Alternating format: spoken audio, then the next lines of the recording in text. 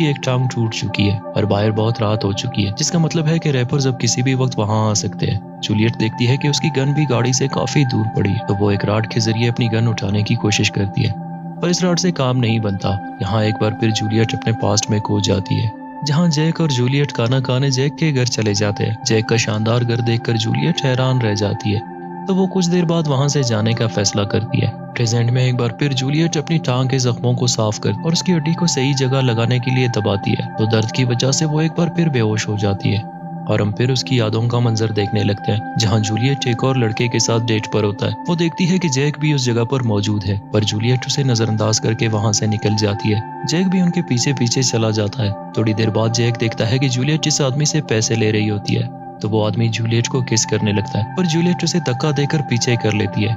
Jack अब भी Juliet का पीछा कर रहा होता है, जहां जूलियट एक अजीब गंदे इलाके में जाती है और एक आदमी से कोई चीज खरीद लेती है।